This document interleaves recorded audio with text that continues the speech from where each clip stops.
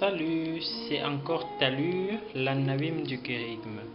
Je vais donc continuer avec la deuxième partie. J'étais en train de raconter l'histoire de cette jeune fille qui se parfumait, qui s'habillait la veille avant d'aller à la messe et qui méditait sa Bible, et c'était sa façon de se maquiller pour Dieu. Cette fille arrivait donc toujours à la messe un peu en avance, et elle était concentrée durant toute la messe. Et après la messe, elle saluait quelques personnes et elle préférait rentrer chez elle à pied sans prendre le taxi. Et elle préférait marcher seule. Mais elle marchait seule, mais elle savait qu'elle n'était pas seule parce que Jésus était dans son cœur, Jésus qu'elle a reçu dans l'Eucharistie. Et chacun de nous, nous sommes appelés à découvrir cette présence amoureuse, profonde avec Dieu. Cette présence amoureuse avec Dieu, que Dieu veut avec chacun d'entre nous. Vous vous souvenez qu'à cause de Diego, il y a Chamisha qui a été séparé de l'Eucharistie. Alors que l'Église entière a pris toutes les dispositions pour que chacun puisse vivre sa relation, cette relation amoureuse avec Jésus dans son cœur et dans sa vie. Tout ce que l'Église fait, ordonner les prêtres, la liturgie, la messe chaque jour, tout cela existe, c'est pour que tu puisses vivre une relation amoureuse avec Jésus. Et tant que tu ne vis pas cette intimité profonde avec Jésus au quotidien, il y aura toujours quelque chose dans ta vie qui ne s'épanouira jamais. Et c'est pour cela que jamais, au grand jamais, rien ne doit me séparer de l'Eucharistie. Et à vous les filles, je dis qu'aucun homme sur terre ne te sépare de l'Eucharistie. Jamais, jamais, jamais. Je rappelle que tout ce que je dis, c'est par rapport à Jean chapitre 8, la femme adultère. Vous comprendrez ma méthode à la fin. La vie spirituelle et la vie humaine ont les mêmes phases symbolisées par les sacrements. Le baptême correspond à la naissance.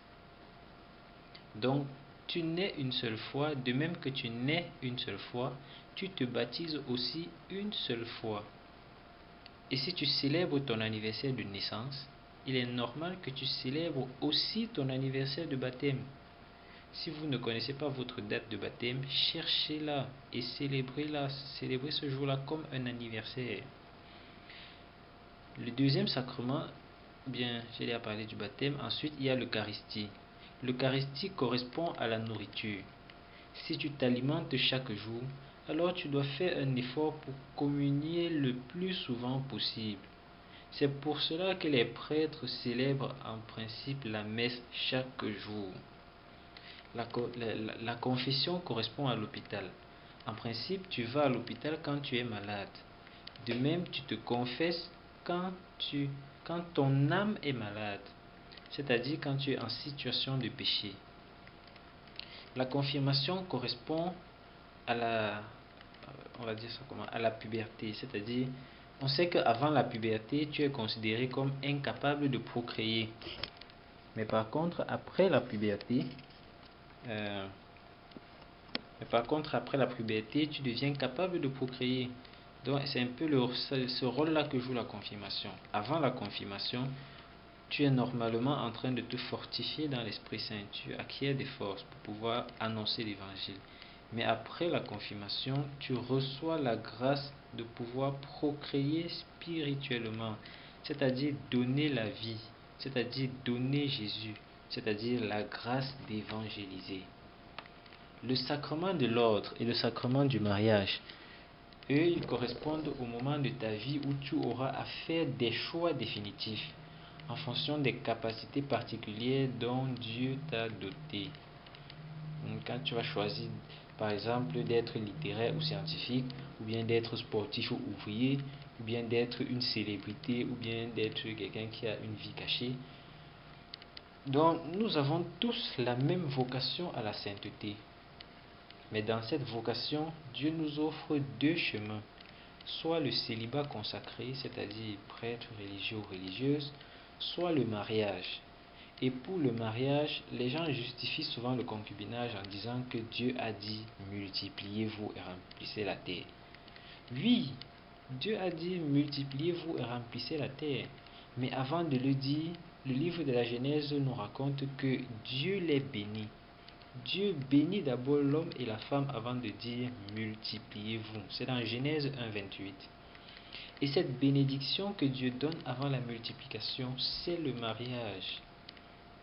Le mariage à l'église, c'est-à-dire le mariage devant Dieu. Et que les choses soient claires. Toute relation sexuelle en dehors du mariage est une offense faite à Dieu. Et comme aime toujours dire mon père, il a un slogan qu'il aime souvent dire: sexeurs, sexeuses, arrêtez de sexer.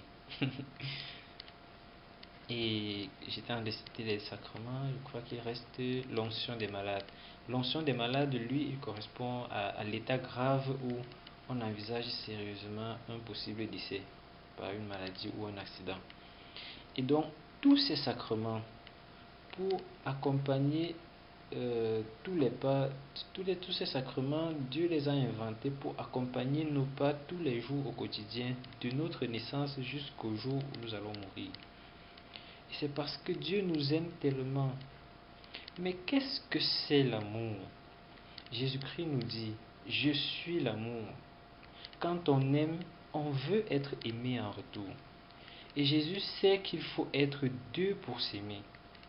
C'est facile de dire je vous aime. Mais regardez Jésus, il ne s'est pas contenté de dire qu'il nous aime. Il nous a défini ce que c'est que d'aimer. Il n'y a pas de plus grand amour que de donner sa vie pour ceux qu'on aime. Et chaque fois que vous pensez à ce sacrifice sur la croix, écoutez Jésus vous dire: mon enfant, regarde mon cœur. Ce cœur qui a aimé jusqu'à être transpercé. Regarde mon cœur qui ne cesse tous les jours de t'interpeller, toi qui doutes encore de mon amour, après tout ce que j'ai fait pour toi. As-tu réellement la foi en l'amour de Dieu pour toi? C'est une question que j'aime toujours poser. Est-ce que tu as réellement la foi en l'amour de Dieu pour toi? Très souvent, on répond oui, alors que Jésus, en écoutant la plupart de nos prières, n'y ressent pas notre confiance. Il n'y ressent que nos doutes. Oui, mes amis, vos prières sont très souvent devant Dieu les témoins de votre manque de foi. Alors que Jésus nous a enseigné à nous retirer avant de prier et de croire dans le secret que nous avons déjà été exaucés. C'est facile de parler de la foi. On en parle tellement de nos jours. C'est facile de parler de l'amour. Tout le monde parle de l'amour. On va même jusqu'à dire que maintenant, on fait l'amour. J'ai toujours cru que l'amour, ça se vivait, que ça ne se faisait pas. Et Jésus l'a vécu plus que quiconque, en donnant sa vie pour chacun de nous. Et Jésus qui donne sa vie pour chacun de nous, attend également de chacun de nous une réponse. Quelle est notre réponse? En 2016, aujourd'hui, notre réponse est gênante.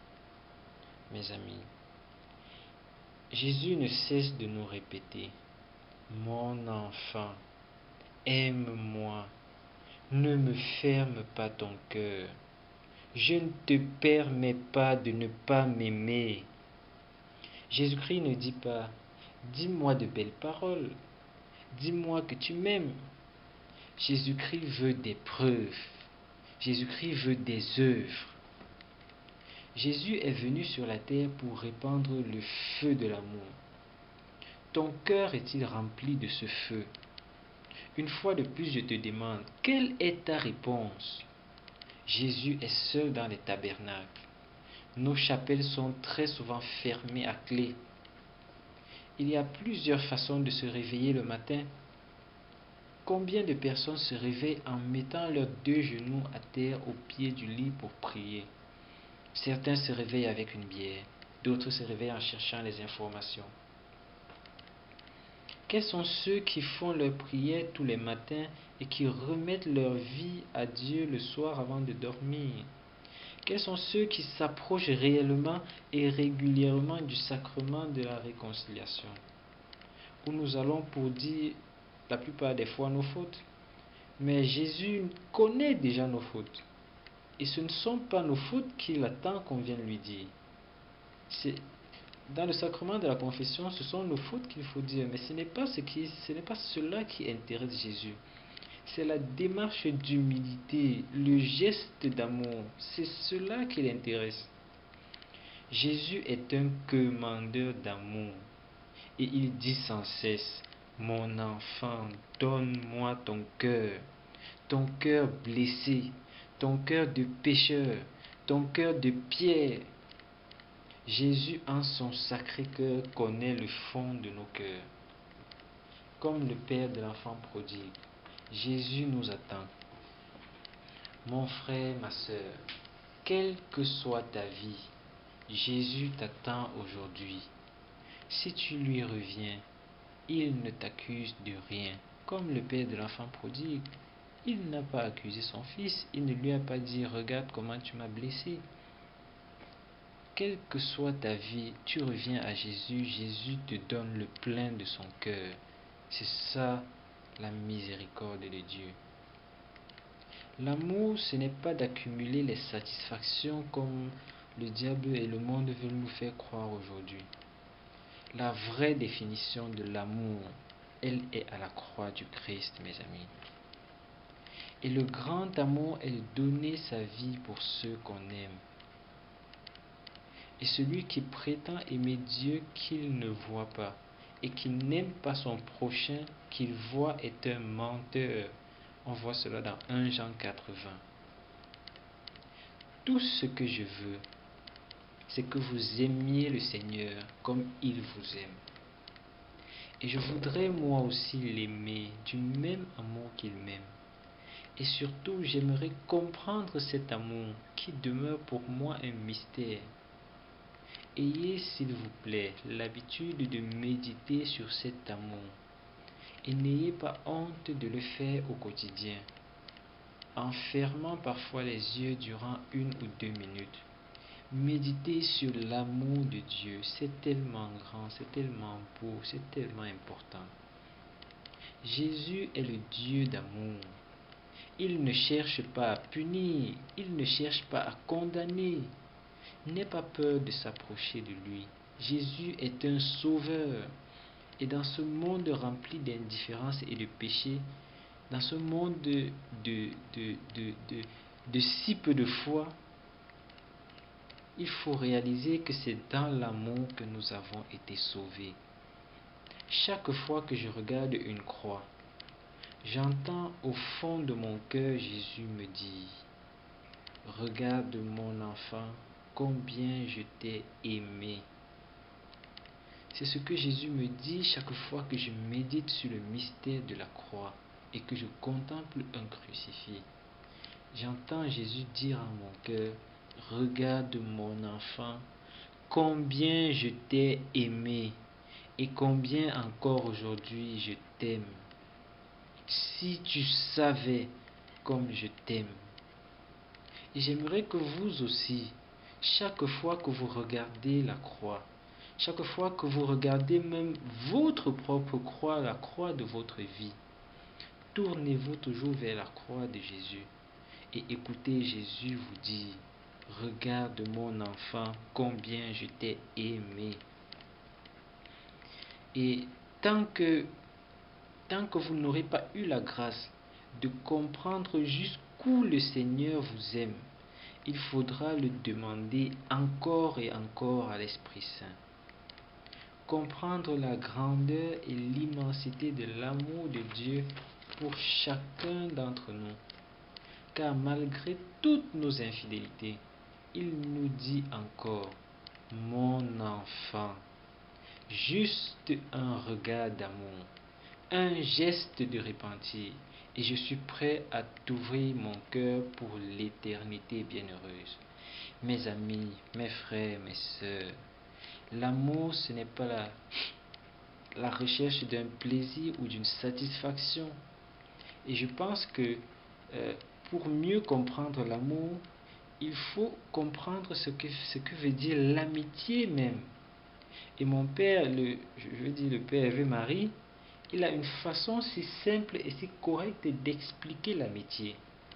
Il dit, il y a 3 sortes d'amitié. Il y a l'amitié de plaisir, l'amitié utilitaire et l'amitié vraie. Un ami de plaisir, c'est quand quelqu'un est ton ami seulement pour ton plaisir. Par exemple, comme moi, par exemple, j'aime jouer au tennis. Et j'ai besoin de quelqu'un qui va me renvoyer la balle, puisque je ne peux pas jouer seul. Et donc, je trouve quelqu'un qui peut le faire. Et donc, de temps en temps, je l'appelle, on prend rendez-vous, on joue. Et après avoir joué, on s'assoit, on prend peut-être un jus et on se sépare. Et le jour que ce gars que j'appelle souvent pour qu'on joue va faire un accident et qu'on va lui amputer le bras, si on l'ampute le bras, je le raye directement de mon répertoire, de ma liste d'amis. Parce que je sais que je ne pourrai plus jouer avec lui. Ce n'est pas ce que je fais, mais je dis, c'est comme cela que fonctionne l'amitié de plaisir. Et quand quelqu'un est là seulement pour ton plaisir. Ensuite, après l'amitié de plaisir, il y a l'amitié utilitaire. C'est par exemple quand je garde la carte de visite du maire ou bien celle d'un ministre. Parce que je sais qu'un jour, ça peut m'être utile. Par exemple, c'est l'exemple de ce monsieur qui est invité à une fête chez un ministre à 19h. Et durant la fête, on annonce un remaniement ministériel au journal de 20h. Le ministre où il est invité à la fête, on l'a changé, donc il n'est plus ministre. Et on a nommé une autre personne ministre à sa place. Et donc à 20h, quand on annonce le remaniement ministériel, le gars quitte directement là où il y a la fête chez l'ancien ministre pour aller continuer la fête chez le nouveau ministre. On sent vraiment quelqu'un qui vivait l'amitié utilitaire. Vous êtes des amis tant que ça peut vous être utile. Lui, il voit que l'ancien ministre ne peut plus lui être utile. L'ancien ministre ne peut plus lui être utile et il quitte sa maison, quoi. Il part directement chez le nouveau ministre.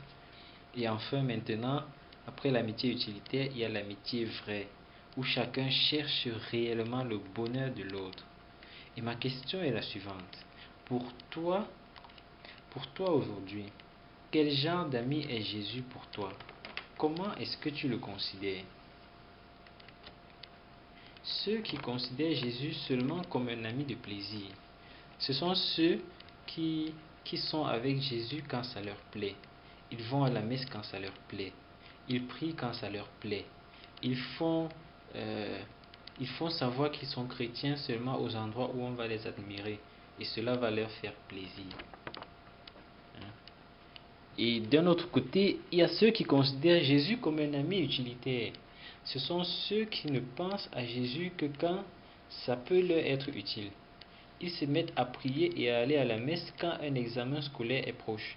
Ils prient seulement quand ils veulent que Jésus réalise un vœu qu'ils ont. Ou un vœu qu'ils ont, oui. Et donc, ils ne se préoccupent jamais de ce que Jésus veut lui-même pour eux. Ainsi, ils cherchent seulement le miracle, le visa, le mariage, le travail. Et pour eux, Jésus est juste un moyen de plus, une solution parmi tant d'autres. Et la plupart de ces gens courent d'église en église, de marabout en marabout. La volonté de Dieu ne les intéresse pas du tout. Un seul compte pour eux leurs ambitions. Ça, c'est ceux qui considèrent Jésus comme un ami utilitaire. Et maintenant, enfin, il y a ceux qui considèrent Jésus comme un ami vrai. Ceux qui considèrent Jésus comme un ami vrai, ils gardent la parole et la parole de Jésus, ils essaient de la garder et de la mettre en pratique chaque jour. Ils n'ont pas honte de la croix. Ils ne craignent pas les moqueries parce qu'ils se préservent dans leur virginité ou leur chasteté. Ils ont le courage de dire à leurs amis: samedi soir, je ne serai pas avec vous parce que je veux bien me préparer pour la messe de dimanche. Et je vous conseille de faire comme moi. Ayant pleine confiance en Jésus pour le lendemain, ils n'ont pas honte. Ils n'ont pas honte. Ils n'ont pas honte. Ils ont pleine confiance en Jésus pour le lendemain.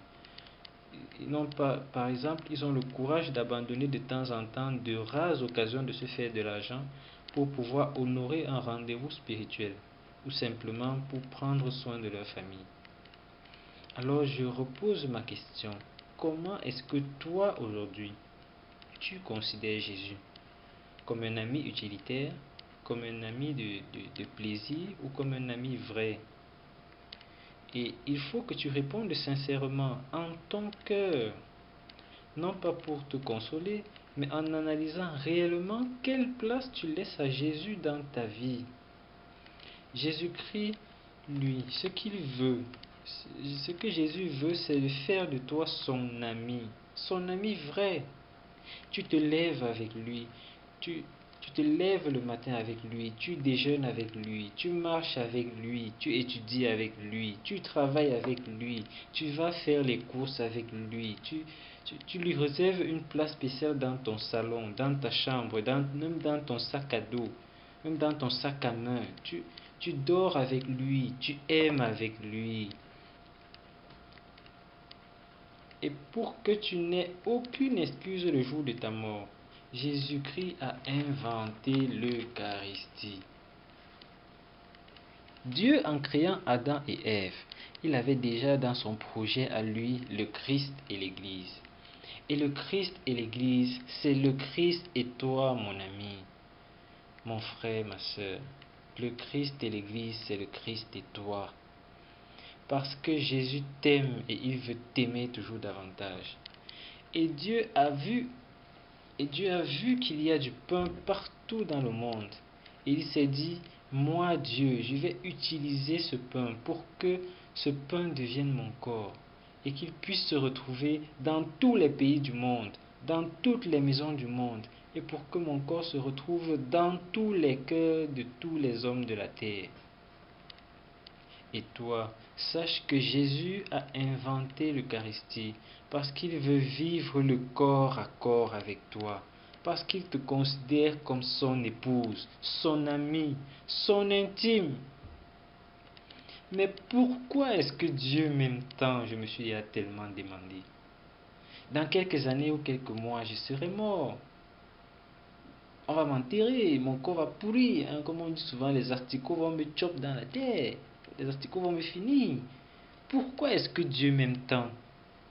Regardez dans l'Ancien Testament toutes les phrases où Dieu nous déclare sa flamme d'amour pour l'homme. Dans le psaume 8 par exemple, il est dit: qu'est-ce que l'homme, Seigneur, pour que tu penses à lui, le fils d'un mortel, pour que tu en prennes soin? Dieu prend soin de nous, mes amis. Dieu nous aime. Dans Isaïe 43:4, il est dit, c'est Dieu qui parle encore à l'homme: tu as du prix à mes yeux, et moi, ton Dieu, je t'aime. Isaïe 43:4. Tu as du prix à mes yeux, et moi, ton Dieu, je t'aime. Ou encore dans Jérémie 31, verset 3. Je t'ai aimé d'un amour éternel. C'est pourquoi je t'ai gardé toute ma faveur. Dieu nous aime, mes amis. Et dans cette folie amoureuse, Dieu veut vivre le corps à corps avec chacun d'entre nous, grâce à l'Eucharistie. Or, le corps à corps, normalement, est réservé entre l'époux et l'épouse dans le mariage chrétien. C'est pour cela que dans Éphésiens au chapitre 5 et au verset 25, il est dit, un instant, je me rappelle plus, on dit: Marie, aimez vos femmes comme... je fouille. Éphésiens, Matthieu, Marc, ok. Éphésiens 5, 25. Dans Éphésiens 5, 25, il est dit: Vous les maris, aimez vos femmes, comme le Christ a aimé l'Église et s'est sacrifié pour elle. Et plus loin au verset 28, de même les maris doivent aimer leurs femmes, comme leur propre corps. Aimer sa femme, c'est s'aimer soi-même. Oh, c'est beau, hein? Personne ne veut de mal à son propre corps. On le nourrit et on en prend soin, comme le Christ le fait pour son Église. Et nous sommes les membres de son corps. Voilà comment l'homme quittera son père et sa mère pour s'attacher à sa femme, et les deux seront une seule chair. Il s'agit là d'un mystère qui est très grand, car je le vois dans le Christ et l'Église. Ainsi, le grand mystère de l'homme qui quitte son père et sa mère, le grand mystère de l'homme qui quitte son père, c'est le mystère du Fils de Dieu qui vient sur terre chercher son épouse. Dans Philippiens 2,6, il est dit: Lui de condition divine ne retint pas jalousement le rang qu'il égalait à Dieu, mais il s'est dépouillé jusqu'à prendre la condition de serviteur, devenu homme. Et dans le prologue de Saint Jean, on dit: Le Verbe s'est fait chair. Jésus-Christ a donc quitté son Père pour venir faire de l'Église son épouse. Et l'Église, c'est nous. Nous sommes les épouses de Jésus. Et c'est pour cela qu'il a inventé l'Eucharistie, pour vivre le corps à corps avec chacun d'entre nous. Et Dieu nous aime, mes amis, il ne faut pas en douter. Et il nous aime tellement qu'il a voulu mourir sur la croix pour que nous puissions être sauvés et devenir ses amis. Ou mieux, et devenir ses épouses par l'Eucharistie. Il y a un corps à corps entre les époux et ils se donnent l'un à l'autre. Et Jésus, qui est notre époux, a dit: Prenez et mangez, ceci est mon corps. Jésus, qui est notre époux, nous donne son corps, mes amis. L'Eucharistie n'est pas une simple représentation, c'est vraiment son corps. Et j'en profite pour le dire maintenant. Au-delà du mariage même, ce n'est pas pour dire que le mariage n'est pas important. Au-delà du mariage même, la condition pour qu'il y ait un corps à corps, c'est qu'il faut d'abord qu'il y ait un cœur à cœur. Pour qu'il y ait un corps à corps, il faut qu'il y ait un cœur à cœur. Il faut donc de l'amour. Il ne faut pas seulement se donner les corps. Il faut qu'il y ait au préalable de l'amour, de la compréhension réciproque, un pardon mutuel. Et il en est de même avec l'Eucharistie, le corps à corps avec Jésus. Pour pouvoir recevoir Jésus dans l'Eucharistie, il faut qu'il y ait un cœur à cœur avec Jésus. Ainsi, l'essentiel, ce n'est pas de recevoir la communion, mais c'est de vivre de cette communion avec Jésus. Quand on célèbre la messe chaque jour, c'est parce que Jésus veut vivre avec toi cette relation amoureuse chaque jour. Et c'est pour cela que normalement, on ne devrait jamais se séparer de l'Eucharistie. Et comme j'ai déjà dit, après l'avoir reçu, le plus important est de vivre réellement de cette communion avec Jésus. Et que ce soit l'Eucharistie ou les sacrements en général, il est clair et on le constate malheureusement que beaucoup de personnes vivent de manière superficielle les sacrements. Et ça veut dire quoi, vivre de manière superficielle les sacrements? Ça veut dire chaque dimanche matin, tu te prépares et tu vas à la messe. Et quand la messe est finie, tu dis à Dieu: Dieu, on se revoit la semaine prochaine si je suis encore en vie. Et il y a des gens qui vont à la